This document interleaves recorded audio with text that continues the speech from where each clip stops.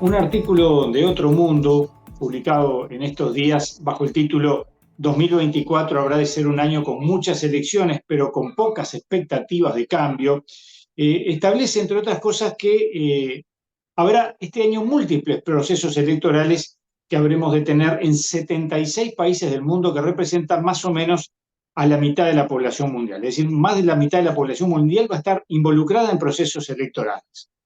Algunos de los países más poblados estarán de elecciones, tal es el caso de India, Indonesia, Estados Unidos, Brasil, Pakistán, Rusia, México y Bangladesh, los cuales, sumados a los 18 países africanos que votarán este año y los 27 europeos que participan en las parlamentarias regionales, suman alrededor de 4.000 millones de personas habilitadas para votar. Es una cifra que se produce por primera vez en la historia de la humanidad. Podría pensarse entonces que estos procesos electorales, que incluyen los de algunos países que están en guerra o que de una forma u otra participan en ella, debiera ser una buena oportunidad para debatir y cambiar rumbos que permitan, dice la nota, algún atisbo de posibilidades de tener resultados distintos a los actuales. Si esto habrá de ser así o no, bueno, es algo que podremos saber o por lo menos tener una opinión más calificada a partir de este momento que vamos a estar conversando con Constanza Moreira, política y escritora uruguaya, licenciada en filosofía, magíster, doctora en ciencia política y que también fue senadora de la República Oriental del Uruguay en dos ocasiones representando al Frente Amplio. Constanza, un gusto estar conversando contigo en esta jornada. Un gusto, Álvaro, también estar acá y gracias por la invitación. Entonces, son muy impresionantes las cifras que das así vistas todas juntas, ¿no? Porque uno cuando estudia procesos electorales, en general se focaliza como o en América Latina o en las elecciones en la India, pero no mira esto de 4.000 millones de personas votando. Es muy impresionante la forma en que lo presentan.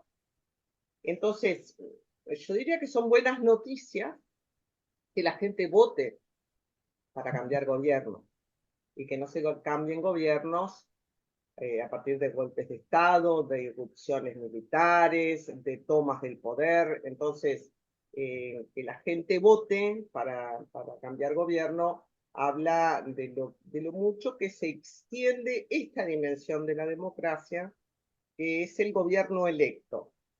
Hay unos estudios de IDEA Internacional, que es el Instituto Internacional para la Asistencia Electoral, que mide el estado de la democracia en el mundo casi todos los años. Y bueno, justamente dice que en la dimensión gobierno electo, que es una de las dimensiones de la democracia, el mundo ha avanzado mucho y América Latina muy en particular, que bueno, siempre es la región que nos ocupa. Sin embargo, en otras dimensiones de la democracia no hemos avanzado tanto. ¿Cuáles serían estas otras dimensiones de la democracia? Bueno, recordemos Guatemala, lo que pasó en Guatemala con Bernardo Arevalo. Es decir, no alcanza solamente con que se elija un presidente. El presidente tiene que poder estar en condiciones de asumir, ¿no?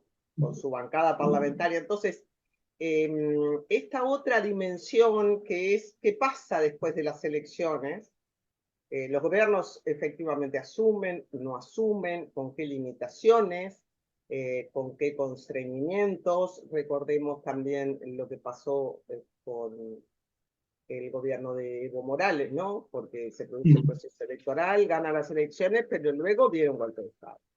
Entonces, en la dimensión de las elecciones andamos bien.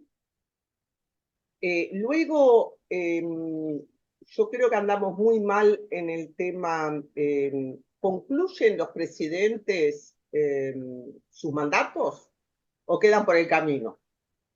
Es el ejemplo quizá más dramático, es lo que pasó en Perú, ¿no? Que Castillo, Claro. que Kuczynski, o sea, hay mucho presidente que ve interrumpido su mandato. Hay mucha judicialización de la política en América Latina y en Europa, es decir, presidentes que no terminan el mandato o procesos judiciales que impiden que estos presidentes sigan o que se presenten, como el caso de Correa, en Ecuador, que tuvo un proceso judicial que lo inhabilitó, como el caso de Lula en Brasil, que tuvo un proceso que lo inhabilitó. Y bueno, lo de Cristina, que es un poco más vidrioso, pero está ahí también, ¿no? Porque se solicita una inhabilitación de por vida. Entonces, gobiernos electos sí, pero luego está toda esta zona opaca, esta zona gris, donde la justicia y las presiones sobre la justicia generan interrupciones de mandato o imposibilidades de asumir, o, bueno, constreñimientos de otro tipo. Si damos por sentado entonces que las elecciones se transforman en moneda corriente para cambiar nuestros gobiernos, deberíamos preguntarnos a continuación cuál es la dimensión de la democracia que para las regiones en particular, pienso que América Latina tiene una configuración única. Creo que la India tiene una configuración única. Europa, Estados Unidos, ¿no? Cuando pienso muy bien la democracia electoral, pero todos estamos temblando de pensar qué va a pasar en estas elecciones en Estados Unidos, ¿no? Claro. Por lo menos los que creemos que Trump es una mala noticia para la democracia. Bueno, en estas circunstancias específicas, en estos procesos históricos específicos, como el caso de Estados Unidos, que está siempre muy vinculado, como el caso de América Latina, que está muy vinculada al destino político de los Estados Unidos, ¿cuáles son las dimensiones de la democracia, además del proceso electoral, que nos importan más y que no están acompañando el proceso electoral como debieran, que generan realmente verdaderas zonas opacas en el ejercicio de las libertades y los derechos? Una cosa es asegurar que todo el mundo pueda votar, que las elecciones sean libres y sean transparentes. Libres, siempre más o menos libres, ¿no, Álvaro? Porque el Claro. voto comprado, entre comillas, es una práctica muy recurrente en la política, aún en nuestro país. ¿A qué me refiero voto comprado, entre comillas? Que la gente no es que ejerza tan libremente su voto, sino que, bueno, si tiene un empleo público y lo quiere mantener, va a votar a aquel que le dio el empleo público. Hay presiones en muchos de los países de América Latina para que la gente vote tal o cual cosa. Entonces, pero bueno, tenemos elecciones transparentes y que más o menos se respetan. Esta es una buena cosa. Pero ¿de qué hablamos cuando hablamos de democracia? ¿Solo de la dimensión electoral? No. Hablamos de la dimensión de qué pasa luego que el gobierno es elegido, ¿no? Hablamos de la dimensión de gobernar, porque la democracia no son solo elecciones, es cómo gobernar. Entonces se puede gobernar democráticamente y se puede gobernar en forma no democrática, más allá de que los presidentes sean elegidos o no sean elegidos. Esto se llama, en teoría, bueno, en teoría política, en ciencia política, la dimensión de la legitimidad y la dimensión de la legalidad de gobierno. Un gobierno puede ser, como el de Milei, muy legítimamente investido, pero luego hay denuncias muy graves a las posibles inconstitucionalidades en las políticas del DNU de Milei, ¿no? Del decreto de urgente consideración. Menciono un ejemplo que lo estamos viendo ahora. Entonces, no solo precisamos que los gobiernos sean democráticamente elegidos, sino que cuando se transformen en gobiernos electos, gobiernen de acuerdo a la Constitución y a la ley y respeten los derechos humanos. Pero hay otra dimensión que, bueno, las feministas quizás son quienes más la han puesto de manifiesto, y es que el tema quién gobierna es importante. Si solo gobiernan los hombres, si las mujeres son la mitad del mundo, ¿de qué democracia hablamos? ¿No? Si la mitad del planeta puede votar, pero no puede ser electo, entonces tenemos una democracia de electores. Pero luego tenemos una élite, ¿no? Una élite política que no representa a esa mitad de la humanidad que son mujeres. Y es por eso que las democracias han ido adoptando los mecanismos, las cuotas, la paridad, ¿no? Para generar reglas que hagan que las mujeres también puedan ser titulares del poder político. Eso pasa con las mujeres, eso pasa con el dominio colonial, digamos. Quizá el ejemplo más manifiesto de esto fue Bolivia, que generó una nueva constitucionalidad para darle su dignidad, digamos, a los pueblos originarios, y lo hizo porque Bolivia, que es un país mestizo, por decirlo menos, pero donde la población que se autoidentifica como nativa, como indígena, es más del 60%, varía según los censos, esa población no estaba representada. O lo mismo en Estados Unidos. ¿Por qué Obama es tan emblemático en Estados Unidos?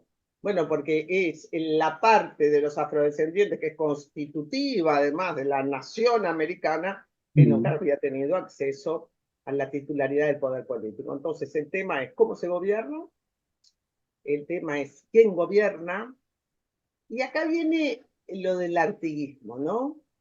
Que estaba pensando a ver cómo lo incorporo, lo incrusto, digamos, a esta discusión. Vos decías, hay un artiguismo de derecha y hay un artiguismo de izquierda, que es algo que los historiadores dicen claramente. Cabildo Abierto es una reivindicación del artiguismo por derecha, también lo fue Nardone, ¿no? Que es su antecedente más inmediato o más visualizable, digamos, los antecedentes del artiguismo de derecha. Existen muchos, pero bueno, Nardone, la dictadura, Cabildo Abierto, perdón que haga muy Benito rápidamente. Nardone, más conocido como Benito Chicotazo. Nardone, bueno, sí, Benito Nardone, Cabildo Abierto, y el artiguismo que la dictadura puso en acto, ¿no? La orientalidad, bueno, todas estas concepciones. Y luego el artiguismo por izquierda, que quizá quien hizo la apropiación más exitosa fue el Frente Amplio, pero siempre hubo un artiguismo progresista, ¿no? El artiguismo de la revolución de los débiles, el artiguismo que cuestionó la propiedad de la tierra, el artiguismo que luchó contra el monopolio que imponían los países coloniales, el artiguismo del De las mujeres levantamiento solas. y la sublevación popular. Claro, ese es un activismo de la izquierda, ¿no? Porque Artigas también es un héroe más o menos inventado como héroe, ¿no? No como Claro, figura una histórica. convención. Es una convención, pero el artiguismo de derecha es el artiguismo nacionalista, es el artiguismo del campo contra la ciudad, que es un tema preferido por las derechas uruguayas, sobre todo porque las izquierdas se han concentrado mucho en las grandes ciudades, en las capitales, En lo urbano. en lo urbano, claro, donde hay gente, donde hay mucha Claro. gente que es posible de ser organizada con sindicatos, con partidos políticos, ¿no? Eso no pasa solo en el Uruguay, en general el medio urbano ha sido mucho más receptivo a los grandes movimientos de masa, que son los que cambiaron la historia en el mundo, ¿no? De los partidos oligárquicos a los grandes partidos de masa, se produjeron en el mundo urbano, no en el mundo rural. Pero bueno, entonces, si la pregunta es cómo se gobierna, si la pregunta es quién gobierna, luego está el tema de hacia dónde va este gobierno. Y esa dimensión de la democracia es muy discutida, se le llama la discusión entre la democracia formal y la democracia sustantiva. La democracia formal es como un conjunto de reglas que, bueno, mientras funcionen, no me importa que funcionen. Y la democracia sustantiva es que la democracia, que son los orígenes de la democracia en realidad están en esto, es que la democracia, al ser el gobierno de todos o al ser el gobierno del pueblo, tiene que beneficiar al pueblo. Es decir, una democracia política, pero que no tenga impactos redistributivos, que no promulgue la justicia social, que no promulgue los derechos humanos, los derechos de los trabajadores, de las mujeres, no es una democracia real, es una democracia despachada, es una democracia de élite, en fin, hay muchas denominaciones para esta democracia que parece una democracia, pero finalmente, voy a usar una frase de Rousseau, es una democracia en la que el pueblo tiene el derecho de elegir a sus amos en cada 5 años, de forma periódica, ¿no? Elige a sus amos, pero eso es muy distinto al ejercicio del gobierno del pueblo.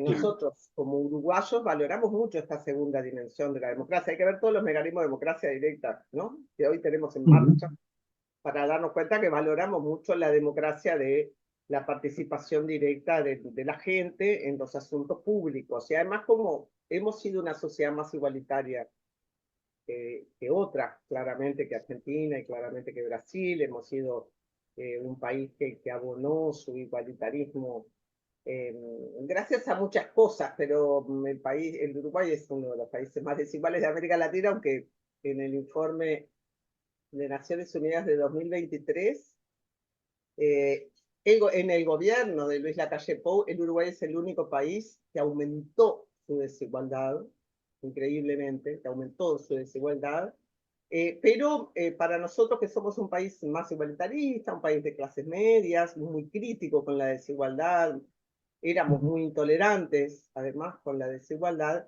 esta dimensión de una democracia que no es solo una democracia política, sino también una democracia social, también una democracia económica, bueno, nos pega muy en la cultura política de base.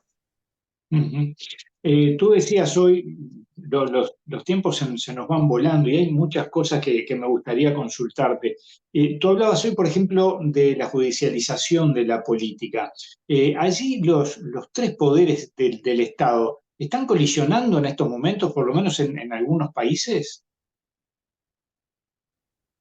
Pareciera que están colisionando, por supuesto siempre hay una colisión entre el poder ejecutivo y el poder legislativo, porque la composición del poder ejecutivo es muy distinta a la composición del poder legislativo. Entonces, Ujú. como nosotros somos países, la mayoría presidencialistas en América Latina, en Europa colisionan, bueno, vos viste lo que es Europa, ¿no? Que uno dice, ¿cómo pueden pasarse 3 meses para armar gobierno? A nosotros nos resulta increíble. Sin Ujú. ir más lejos, la gente conoce lo que pasó en España, ¿no?, que se llaman elecciones Claro. Ujú. anticipadas, y bueno. Pero esas son democracias, digamos, con poderes presidenciales, entre comillas, porque son primeros ministros débiles. Nosotros somos regímenes presidencialistas. Entonces, siempre un presidente que trata de hacer cosas y el Congreso no lo sigue, eh, bueno, eso ha generado muchos mecanismos de democracia directa en América Latina. Eso hizo Evo Morales, Chávez, Correa en su momento, porque eran presidentes con gran legitimidad, pero en los congresos no los acompañaba. Perú, no hay ningún congreso que acompañe a ningún presidente. Lo de Arévalo, vamos camino de eso.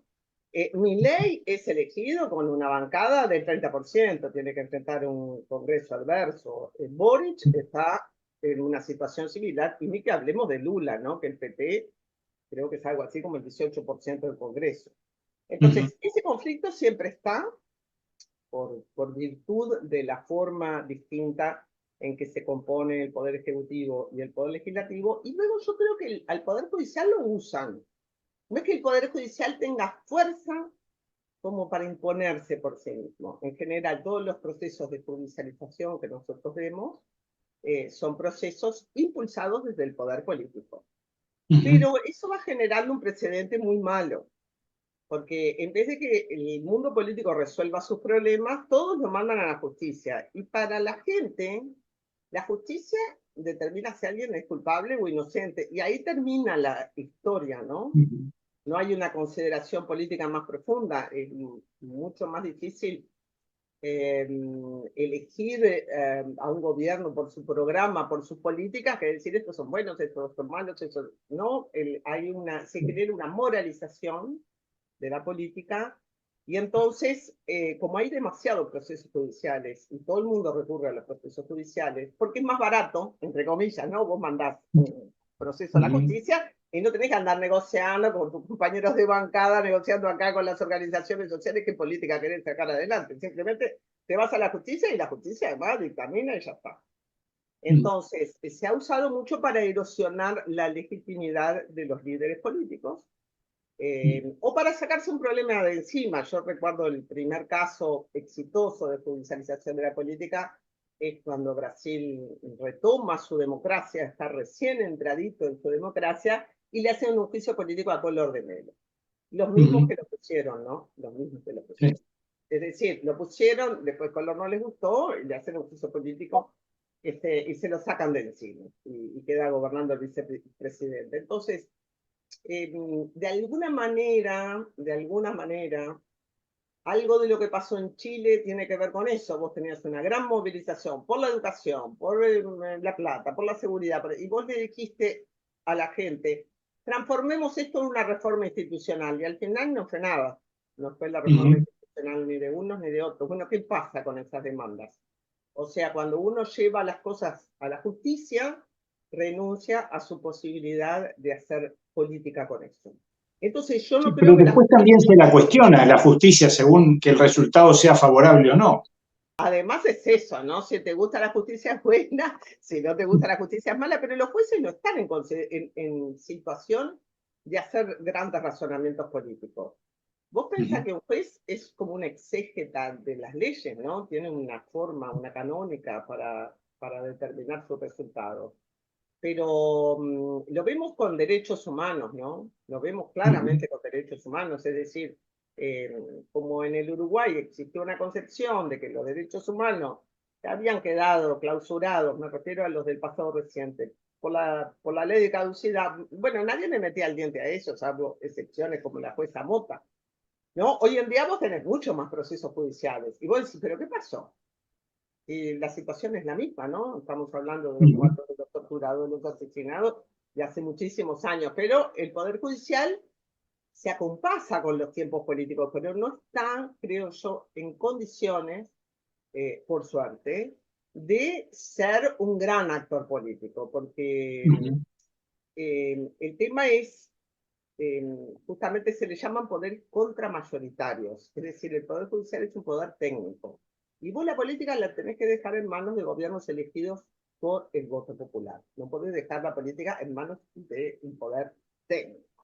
Entonces, igual yo creo que la judicialización de la política es la vía corta y es el atajo para no hacer política. Pero al mismo tiempo, si queremos ver algo bueno de eso, bueno, y sería que los escándalos de corrupción, creo que eso es un gran mérito que tiene la oposición, que ha tenido el Frente Amplio con relación al gobierno, es que no dejarle pasar nada, digamos, no dejarle pasar nada. Entonces, allí está la vía judicial y en ese sentido es interesante. Pero como vos decís, depende de cómo funcione la justicia. Nomás la justicia también está en el banquillo. ¿No? Claro. Digo, no, el tema de la independencia del Poder Judicial va muy vinculado a si el Poder Judicial es o no corrompible. Es o no Claro. corrompible, porque si vos tenés, ahora en Ecuador mataron a un fiscal, ¿no? Y bueno, Sí, ahí tenés una base del problema. Si vos tenés contrapoderes, como el poder del narcotráfico, y eso pasó en Colombia durante décadas, claro. ¿no? Tan fuertes, que pueden Sí, matar, que pueden sobornar, que pueden comprar. Bueno, ahí también el poder judicial es un poder que es permeable también claro. al Sí, bueno, contexto en el que... está el caso emblemático de México, ¿no? Tú mencionas Colombia, pero digo, México también ha sido un ejemplo en ese sentido. Totalmente. México ha sido un ejemplo en ese sentido. Bueno, claro, son países gigantes, gigantes, ¿no? Gigantes, gigantes, pero y con una gran, digamos, como municipalización, provincialización de las políticas, es decir, ¿no? Argentina, no es que el gobierno central manda todo, pero México, Colombia, Brasil, bueno, tienen unos problemas de violencia social, de violencia política y de corrupción, eh, que esos problemas ponen en jaque a la democracia del lado de afuera, digamos, ¿no? Porque hablamos de los problemas de la democracia del lado de adentro, Claro. pero si la democracia no es capaz de controlar su economía, cosa que nos pasa ahora con la deuda externa, ¿no? Porque vemos lo de Argentina, pero Argentina es el país que más deuda externa per cápita tiene. Entonces, la deuda externa te acogota. La deuda externa no Claro. te permite, no te da margen para tomar tus propias decisiones de política. Sí. Entonces, si vos tenés Para ya condiciones. finalizar, te quería consultar con respecto al tema de, justamente de, vamos hablando de la justicia, el tema de la corrupción. Eh, Porque muchas veces se dice, y capaz que esto depende hasta de los continentes donde nos paremos, la presión que ejercen las grandes corporaciones, que muchas veces se dice son el verdadero gobierno detrás de los gobiernos. En el caso de nuestra América, el tema de la corrupción viene más por el lado, no solo, pero viene tal vez más por el lado del narcotráfico que tú mencionabas, ¿no? Yo conversando los otros días con un uruguayo que tú conocés, Quinto Lucas, le decía, bueno, pero ¿y entonces es posible que los gobiernos de izquierda o con un perfil más progresista puedan revertir esas situaciones si las presiones son tan grandes y la corrupción se instala tanto en los estados? ¿Cuál es tu opinión al respecto? Bueno, mi opinión siempre es optimista, y es que la política es la gran invención que hemos creado como humanidad para luchar contra la injusticia y el privilegio, ¿no? O sea, eso sería una respuesta muy directa. El tema es cómo darle herramientas a la política para que sea capaz de enfrentar los poderes fácticos. Los poderes fácticos es el narcotráfico, el poder económico es un poder fáctico y el poder militar fue un poder fáctico muchos Ujú. años de nuestra vida. Las iglesias Las también son iglesias. poderes Ujú. fácticos. Claro, quiere decir Ujú. fácticos El caso de Brasil, por ejemplo. como en Brasil, fácticos en el sentido que no están sometidos a ningún escrutinio popular, porque la gente, Claro. ay, pero la política está sometida a un escrutinio popular, en cambio, estos poderes no. Yo creo que el narcotráfico tiene dos rutas, y la ruta del dinero es la más importante, ¿no? Porque Ujú. la ruta del consumo te lleva a una boca de pasta base, pero ¿a dónde te lleva la ruta del dinero? Entonces, Claro. el éxito en la lucha contra el narcotráfico, eh, y bueno, sobre esto, por supuesto, hay muchas cosas escritas, es el tema del comercio negro, es la economía en negro, ¿no? Es la Ujú. informalidad. Lo que pasa es que también tenés todo un discurso liberal de que no me toquen mi plata, de que no quiero impuestos, de que no quiero inclusión financiera, de que no quiero, ¿no? Claro. El lavado de activos es la base de las economías informales, del narcotráfico, la trata de personas y el tráfico de armas. Más o menos en el mundo esas tres cosas andan juntas, ¿no?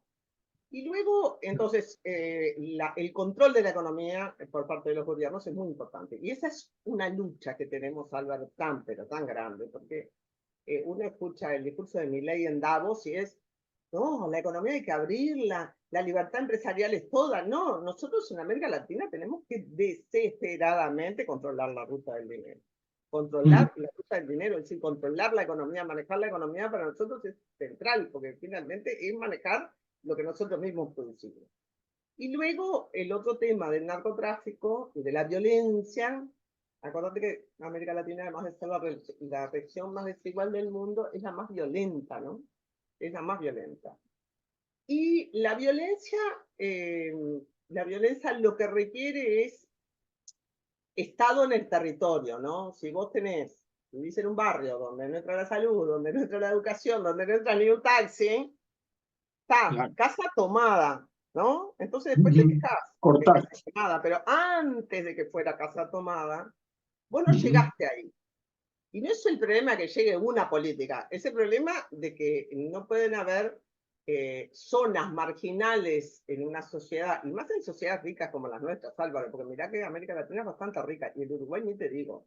Si uno mira el producto per cápita, somos un país rico, o sea, es imperdonable que nosotros tengamos áreas enteras fuera del Estado controladas por el narcotráfico. Eso es impresentable, como decís, no, no se puede, ¿no? Con estos niveles Claro. de riqueza que tenemos. Entonces, me parece que el tema de la corrupción siempre está vinculado al dinero. Entonces, vos tenés que controlar la ruta del dinero. Y para controlar la ruta del dinero, bueno, discursos como el de Milei, eh, todo este discurso antiestado, eso es lo peor que nos pasa. Hay por allí un videíto de Pablo Iglesias, muy lindo. Viste que Pablo Iglesias tiene su programa, ¿no? Entonces, Sí, que es está muy hablando exitoso, sobre, dicho sea de paso. muy exitoso. Entonces, él está hablando, la base se llama, ¿no? La base. Entonces, Sí. está hablando sobre Ecuador y pone una cosa de Milei que dice, yo entre la mafia y el Estado me quedo con la mafia. Y entonces ellos hacen como un vínculo entre lo que dice Milei y lo que pasa en Ecuador. Pero está muy bueno porque es la magia de los 3 minutos, 5 minutos.